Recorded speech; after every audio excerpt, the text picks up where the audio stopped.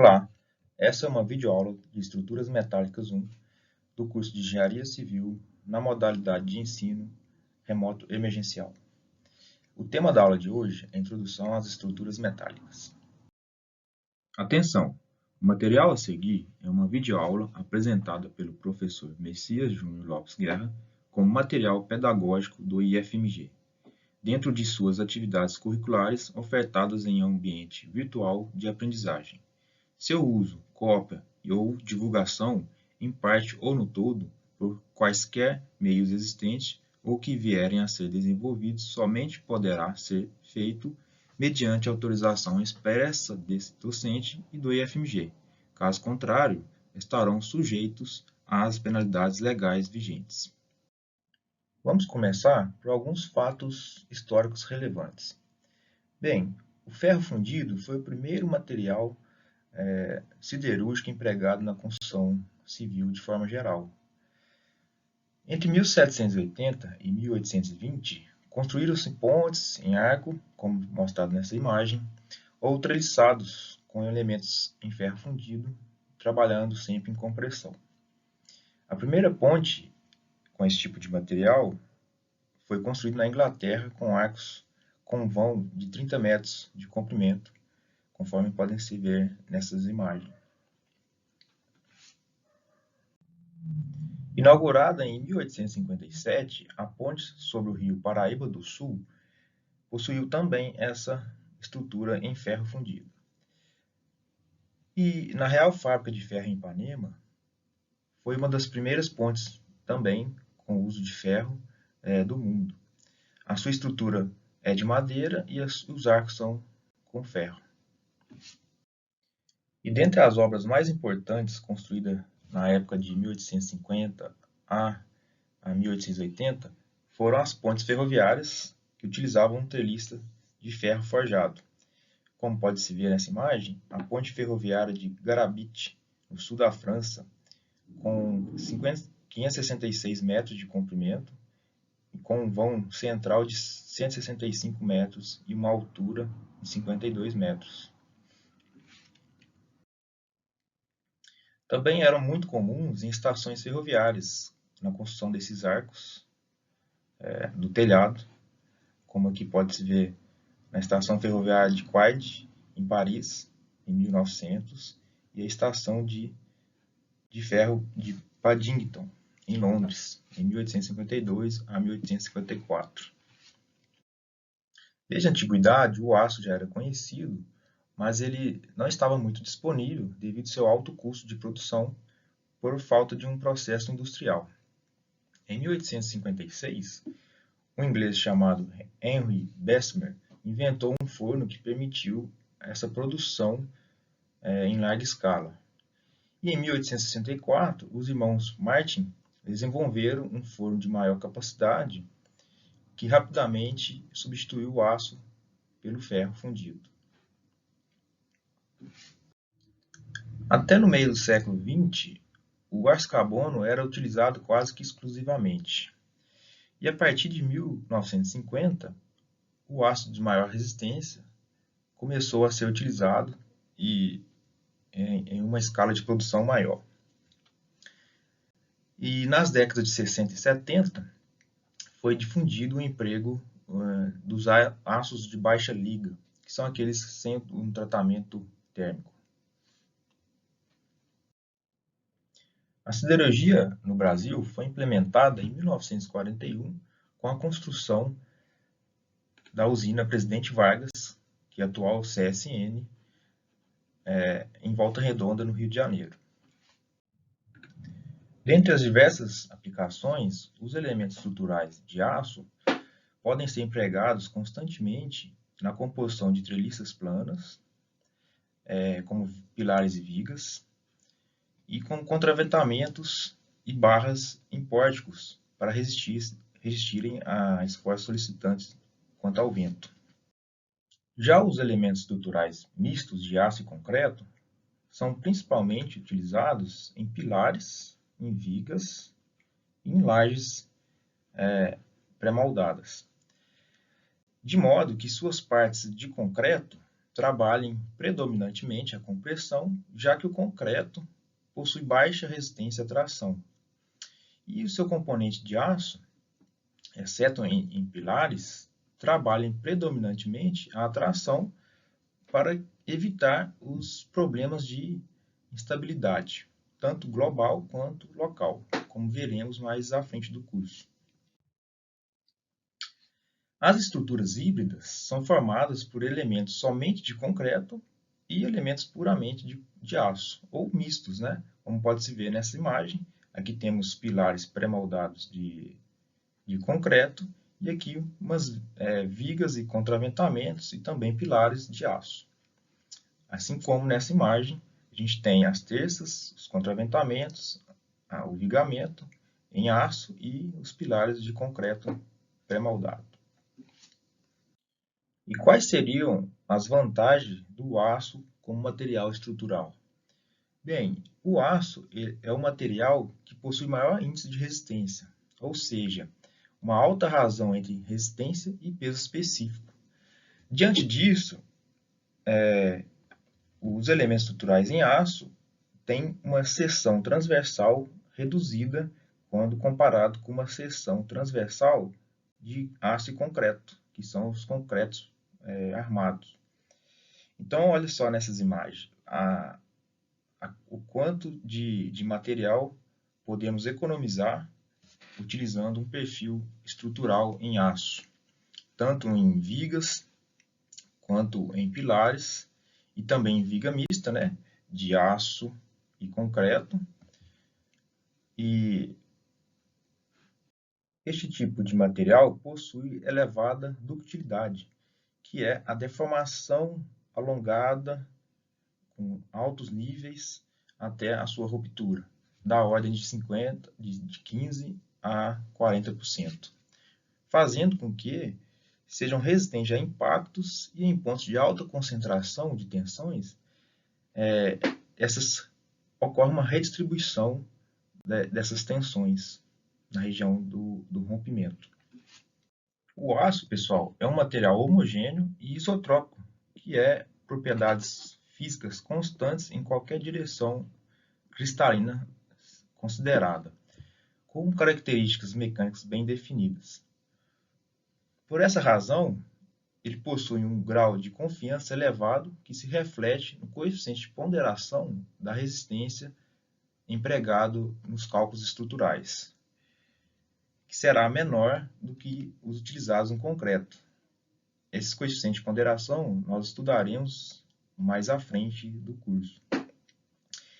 Por exemplo, em uma construção, utilizando o aço estrutural, a gente consegue uma redução da área necessária do canteiro de obra e a estocagem de material com a dispensa de escoramento e formas e a ausência do manuseio desses materiais.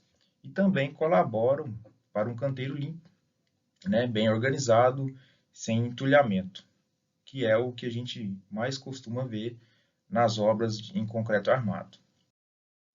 E uma obra, quando executada com esse tipo de perfil em aço, a gente pode facilmente fazer o reforço do vigamento antigo com o vigamento novo, por exemplo, um perfil T, e também é fácil fazer ampliações quando necessárias. E depois que utilizamos este produto como bem de consumo, por exemplo, em automóveis e na construção civil, após eles virarem sucata, eles podem passar por um processo de reciclagem, tornando um dos mais recicláveis do mundo dentre os materiais. E como a estrutura metálica é composta de peças pré-fabricadas, ou seja, com dimensões precisas entre as ligações, a sua montagem pode ser executada com uma elevada rapidez, pois não sofrem influências de intempéries, como por exemplo as chuvas, né? Já em concreto armado, quando ocorre a presença de chuva, o processo de de montagem da estrutura tem que ser totalmente paralisado. E para a utilização desse tipo de estrutural, devemos ter alguns cuidados necessários. Por exemplo, devemos sempre ficar atentos quanto à redução da espessura deste material ao longo da sua vida útil, que denominamos isso de corrosão. Então, para isso, podemos utilizar a galvanização dos materiais que vamos utilizar, bem como processos de pinturas especiais. Isso se dá muito em ambientes agressivos, que é aquele ambiente perto de piscinas, que tem alta umidade relativa do ar, e também em mares devido à alta concentração de sal, tornando esse ambiente agressivo. E também aqueles ambientes muito poluídos, né?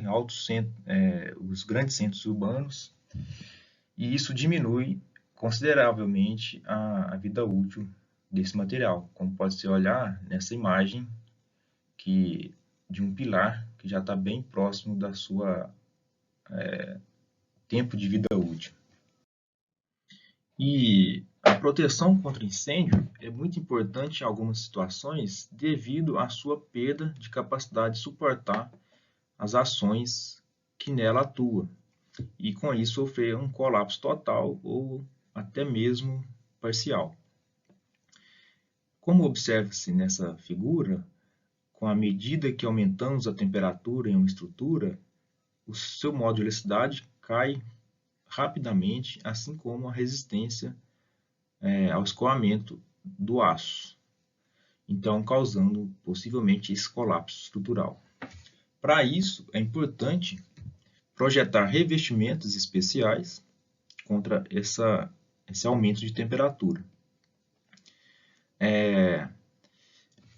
A estrutura aparente pode ser protegida com tintas especiais e também com aquelas denominadas de intumescentes, que são tintas que se expandem com o aumento da temperatura em torno de 20 a 30 vezes a sua espessura, a sua camada projetada aqui na superfície do aço.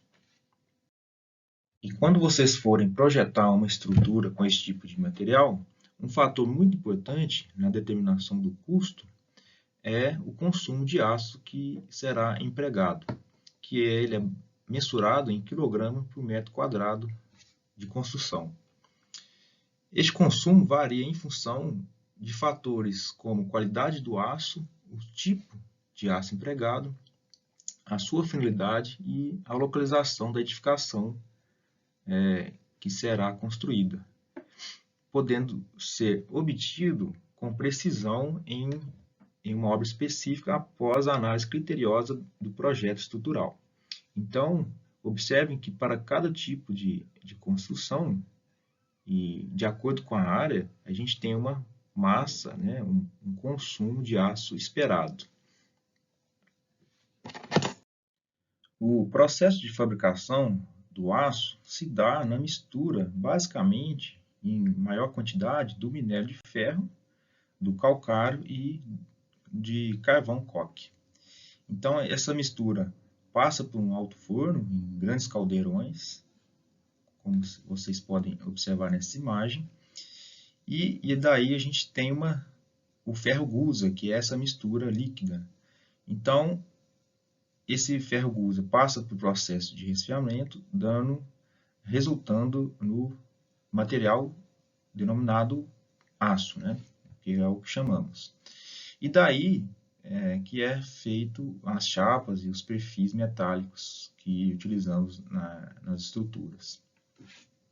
No processo de solidificação do aço, que chamamos de lingotamento contínuo, o aço líquido ele é transferido para moldes e, a partir daí, o veio metálico é continuamente extraído por meio de rolos e podendo ser resfriado. E com isso é transformado em placas rústicas através dos cortes de maçaricos. Além disso, esses lingotes eles passam pelo processo de laminação, sendo a última etapa, podendo ser a laminação a quente ou a frio. onde se transformarão em chapas através da sua diminuição da área efetiva.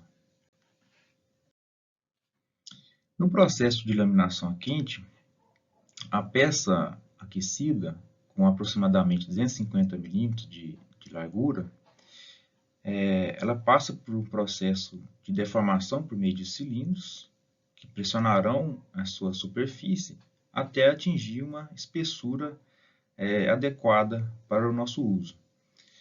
E esses produtos laminados a quente podem ser essas chapas grossas, como disse, com uma espessura variando de 6 a 200 milímetros e largura de 1000 a 3,8 milímetros, um comprimento de 5.000 a 18.000 milímetros, e também as chapas mais finas, que possuem aquelas espessuras bem reduzidas, que são fornecidas em bobinas.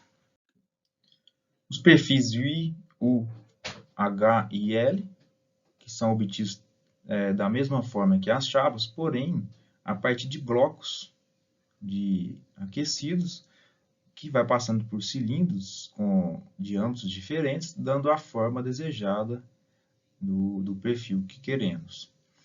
Também pode ser obtidos as barras redondas, que elas são geralmente obtidas a partir de tarugos, empregando os cilindros para fazer as suas ranhuras, conforme nessa imagem. E por fim, temos o processo de laminação a frio, que é feito naquela temperatura ambiente que o material se encontra. Então, também passa por processo de refinamento do material, na medida da espessura que desejamos, e possuindo umas dimensões de espessura de 0,3 a 3 milímetros, com uma largura de 800 a 1.600 milímetros e com comprimento de 2.000, 2.500 e 3.000 milímetros.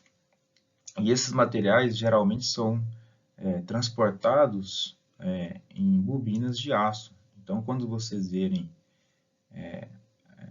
aqueles caminhões com bobinas de aço, possivelmente seja esse produto devido à laminação a frio, que é o mais comum. Vamos estudar agora os tipos de aço que são comumente empregados no Brasil em construções metálicas, que é em função da qualidade da sua composição química.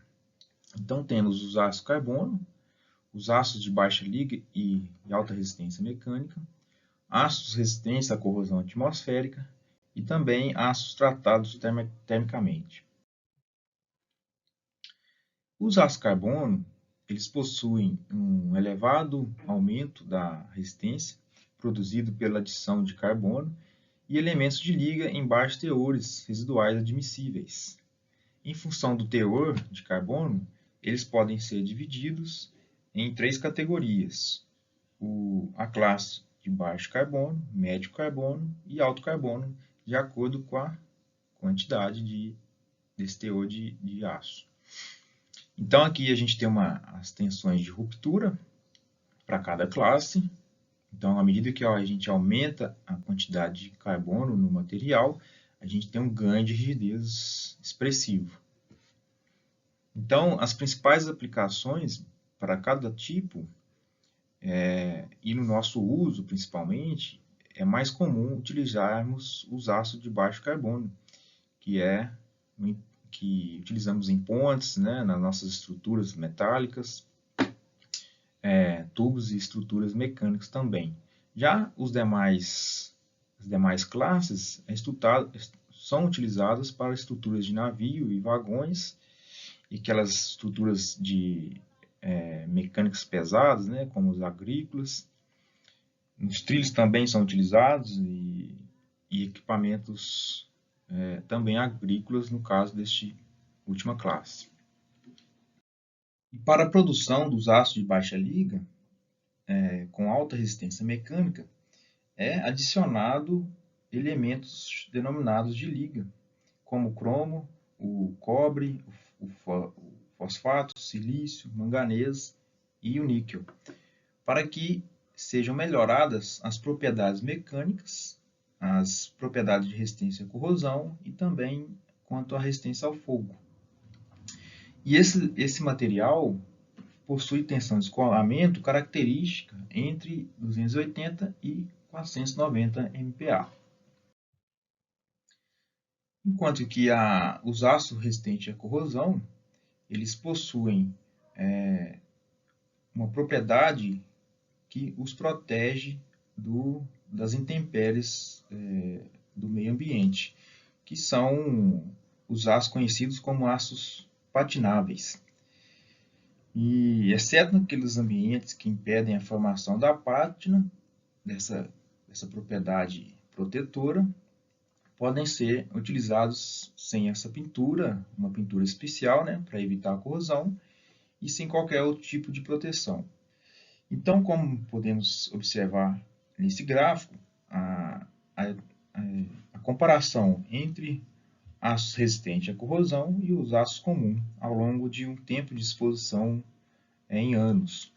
Então, observem que os aços resistentes, ao longo de 11 anos, enquanto ele perdeu 0,2 milímetros de espessura, o aço comum perdeu aproximadamente 0,6 milímetros de espessura. Então, é bastante eficiente esse aço resistente à corrosão. Porém, ele tem um custo elevado. Tanto o ácido carbono, pessoal, quanto aqueles de baixa liga, apresentados anteriormente, podem ter suas resistências aumentadas devido a um tratamento térmico. Porém, nesse tipo de aço, é bem difícil ocorrer o processo de soldagem, por isso não é muito empregado em perfis estruturais. E aí é mais utilizado em parafusos de alta resistência, que é utilizado para a fabricação das ligações, com aço ASTM A325, que veremos mais a seguir, com um aço médio carbono, né?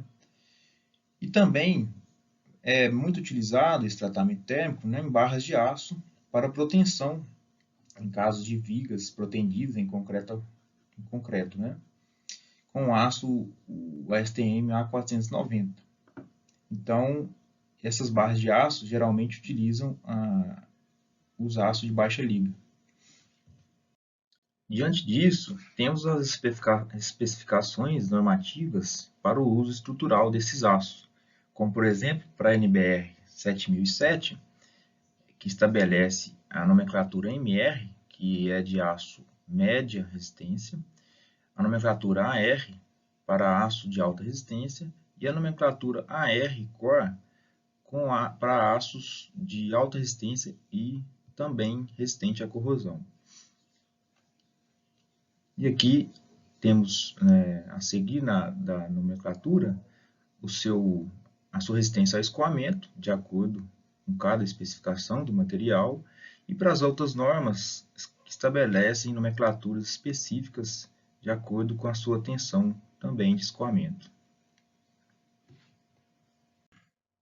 Já a NBR 8800, que é a que a gente mais utilizará neste curso, ela permite o emprego de diversos tipos de aço, que acabamos de ver, e baseada nas especificações norte-americanas da ASTM. Então, para cada tipo de aço, de acordo com a sua resistência ao escoamento, temos uma nomenclatura de definição desses aços. E o grau de cada tipo de aço indica as variações na sua composição dos elementos químicos de sua constituição. E essa composição altera as propriedades mecânicas e o comportamento estrutural de cada tipo de aço. Além disso, temos o padrão SAE, que é a nomenclatura da Society of Automotive Engineers, que são aqueles aços utilizados na indústria mecânica. E esses aços, a nomenclatura deles se dão por 4 algarismos, sendo o primeiro relacionado ao elemento de liga, que, por exemplo, 1 refere-se ao aço carbono. O segundo, que é a porcentagem dessa liga, 0 significa ausência de liga, e os dois últimos que relacionam-se com o teor de carbono empregado nesse tipo de aço. Por exemplo, 20 significa 0,20% médio de carbono. Então, para cada tipo de aço utilizado, a gente tem essas composições desses elementos químicos. E esse aço, pessoal, é muito empregado na engenharia civil para estruturas leves, principalmente. Aquelas estruturas de treliça que a gente encontra em galpões de menor porte. E aqui temos outras especificações do SAI quanto ao elemento químico manganês, né? Que são os aços que iniciam com 13, e quanto ao níquel, que iniciam com 23, e quanto ao aço cromo-níquel, que se iniciam a nomenclatura com 31, de acordo com as suas quantidades em porcentagem dos elementos. Vamos estudar agora, pessoal, as propriedades dos aços. Para obtermos o comportamento estrutural de tensão versus deformação, a gente realiza os ensaios chamados de tração, em relação de corpos de prova que estão isentos de resistência de tensão residual. Mais à frente eu vou explicar o quanto que essa tensão residual ela implica no ganho ou perda de resistência desse material. Então aqui a gente tem um ensaio de tração típico. Esse ensaio aqui que foi o que eu realizei para meus corpos de prova, meus protótipos da tese de doutorado. E aqui temos um gráfico, esse diagrama de tensão versus deformação. Neste gráfico, o material está inicialmente no regime elástico, essa parte linear do gráfico, e depois esse material passa-se para o regime plástico, que engloba a fase de escoamento, que é esse patamar de escoamento, e a fase de encruamento do aço. Conforme vocês estudaram, pessoal, lá na resistência dos materiais, nessa fase elástica do material, o aço segue a lei de Hooke, onde a tensão e a deformação elas seguem um regime linear.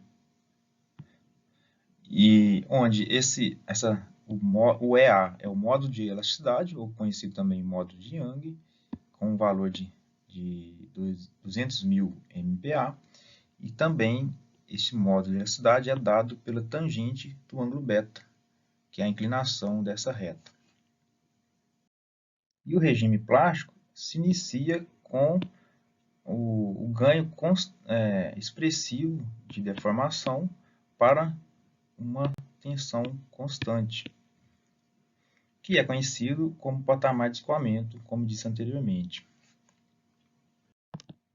E após essa fase de escoamento do aço, ocorre um rearranjo cristalino em seus elementos, que denominamos de encruamento ou endurecimento do aço, com um ganho de resistência ou de tensão crescentemente, porém sem uma relação linear, e atingindo uma tensão máxima que denominamos de tensão de ruptura.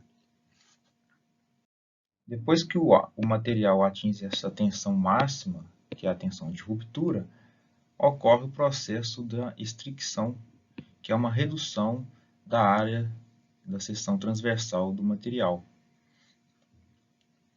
E aí, chegando até o ponto da ruptura, da ordem de 15 a 40% de deformação.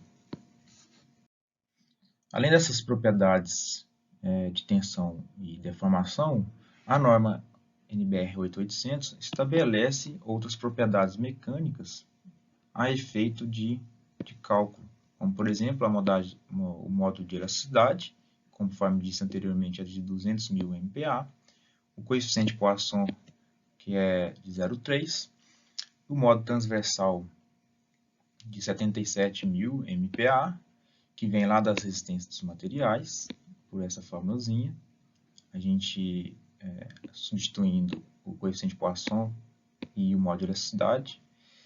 Também o coeficiente de dilatação térmica, com essa especificação, e a massa específica do aço com essa especificação. Então, essas propriedades é o que geralmente é utilizado em cálculo dimensional. Como principais produtos para serem utilizados em estruturas metálicas, temos as chapas, que são elementos planos com uma dimensão sendo menor que as outras duas. E elas são obtidas por laminação a quente ou por laminação a frio, conforme mencionei anteriormente. Essas chapas são definidas por meio da simbologia CH, seguido da sua espessura em milímetros. Então, por exemplo, aqui a gente tem uma chapa 16 milímetros, nomeada de CH16. Essa espessura pode ser acompanhada também pela largura da chapa e também pelo comprimento. E para cada espessura da chapa, a gente tem uma quantidade de material padronizada. Além das chapas, é muito utilizado os perfis laminados, que, por exemplo, o perfil I de face inclinada utiliza o aço, o ASTM A36, e esse tipo de perfil é mais apropriado para o uso de envigamento, onde ocorre flexão normal simples, em relação ao seu eixo X, que é o eixo de maior inércia, já que a sua capacidade resistente à flexão no outro eixo, Y, é bastante reduzida em relação ao eixo X. E este perfil ele é especificado pelo símbolo I, seguido da sua altura em milímetros e da sua massa por unidade de comprimento, que é em quilogramas/metro. Já os perfis I laminados de faces paralelas, eles possuem como especificação do aço o A572 com grau 50. E eles também são apropriados para combater a flexão simples, que geralmente é envigamento estrutural, em relação ao seu eixo X, assim como o perfil de faces inclinadas apresentado anteriormente, já que também a sua inércia no eixo Y é bastante reduzida. Esses tipos de perfil possuem uma altura variando entre 150 a 600 milímetros e devem ser especificados pela letra W, seguida da sua altura nominal e também da sua massa por unidade de comprimento, em quilogramas por metro. Os perfis H com faces paralelas são especificados também com aço A572 com grau 50 e são indicados para suportar altas cargas de compressão, principalmente em pilares, onde possuem uma largura das mesas, esse Lzinho, bem próximo à dimensão da altura, pode ser chamada de D. E aí, com isso, já que são bastante próximos, possuem momentos de inércia bastante próximos também, nas duas direções, tanto em Y quanto em X. Esses perfis possuem geralmente uma altura menor que varia entre 150 mm e 360 mm, também devem ser especificados pela letra W ou pelas letras HP, com altura seguidas da altura nominal e também da massa específica. Da massa específica não, perdão, da massa por unidade de comprimento em quilogramas por metro. E o perfil U possui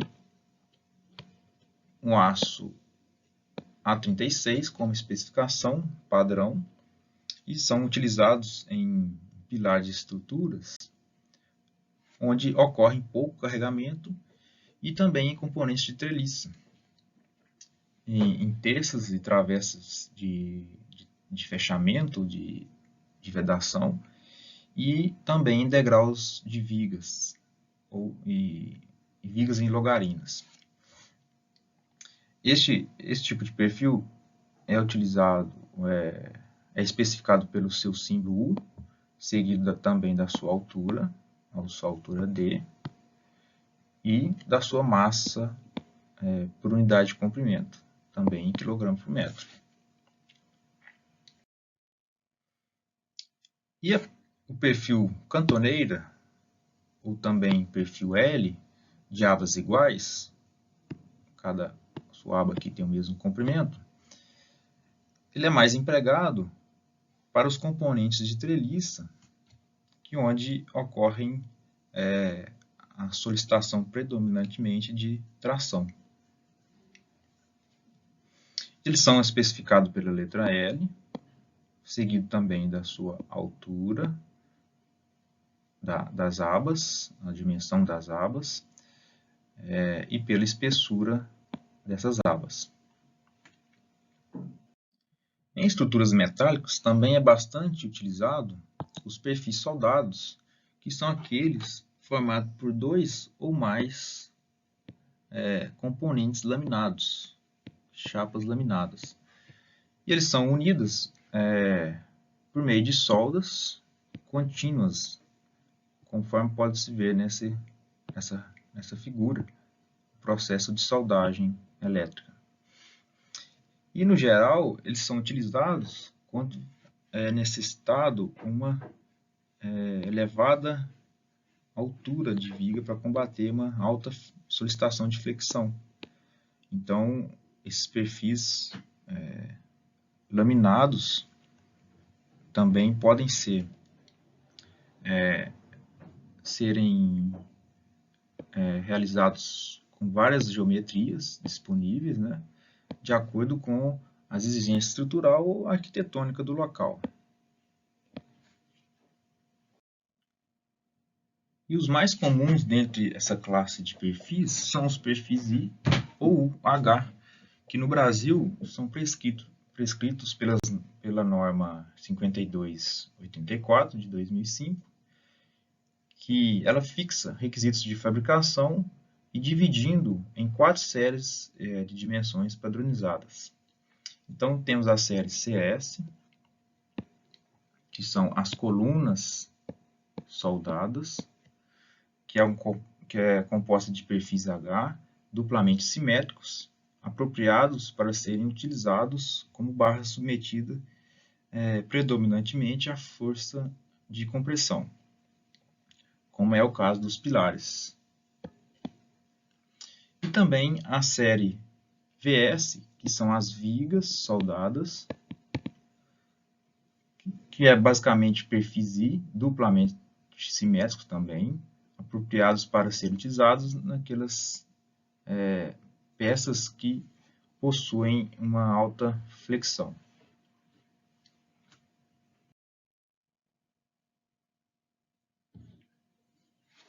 Temos também a série de colunas viga, denominadas CVS, e que são compostas por perfis intermediários entre I e H, duplamente simétricos também, com 2 eixos de simetria,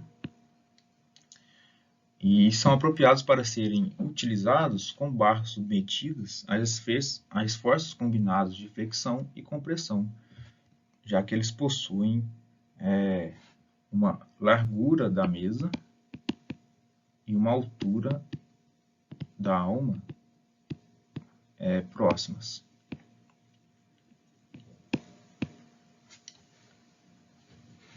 Então, esses perfis são utilizados mais em pilares, por serem resistentes a esforços laterais e longitudinais.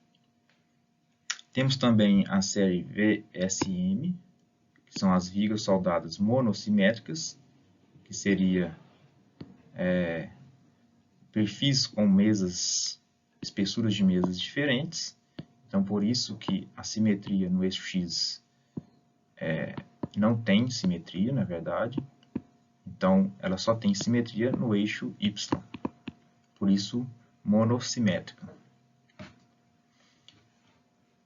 Esses perfis também são utilizados, mais empregados em perfis, em estruturas mistas, né, de concreto e utilizando o aço para combater a flexão.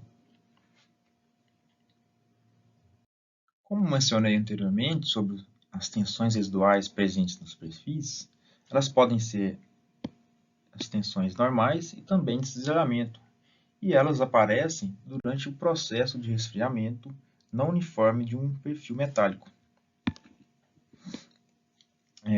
que são decorrentes da sua fabricação e que possuem resultantes nulas de força e momento na sua face. E eles originam-se porque o aço, quando no resfriamento, sofre um processo de redução de volume na sua parte mais externa, que é onde ocorre o resfriamento primeiro, e com isso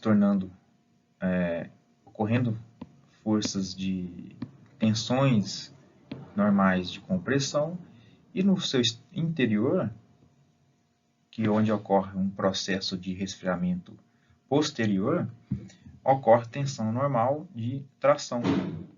Então, essa diferença de tensões causa essa variação de tensão ao longo da sua face. E, por exemplo, em uma barra com tensões residuais, o escoamento se inicia a uma tensão σp menor do que a resistência ao escoamento obtida no ensaio de corpo de prova, sem tensões residuais. Essa tensão em que o escoamento começa é a tensão normal causada por essa força externa, que somada ao máximo valor de tensão normal residual, σr, fornece uma tensão igual à resistência ao escoamento do aço. Então, para a gente calcular essa tensão devido às resistências residuais, basta a gente subtrair da resistência ao escoamento de um ensaio de corpo de prova essa tensão residual. E por fim, pessoal, deixei aqui como complemento do curso o site do CBCA, onde vocês poderão pesquisar sobre diversos artigos científicos dessa revista e também de manuais técnicos. São bastante didáticos para o nosso assunto de estruturas metálicas. Até a próxima aula, então. Caso tenham dúvidas, só mandar mensagem no fórum de atendimento. Até mais. Muito bem, pessoal. Chegamos no final da aula e aqui é o Momento Cult, onde deixo para vocês uma indicação literária para vocês relaxarem nos horários de lazer de vocês. Então, que comecem com Sapiens, de Yuval Noah Harari, que é um livro muito bacana, bem contextualizado e contemporâneo, onde vocês vão se deparar com bastante informação desde a era dos primórdios do Homo sapiens. Aqui, caso interesse, tem um videozinho que vocês podem se assuntar em relação a este livro. É isso. Nos vemos na próxima aula.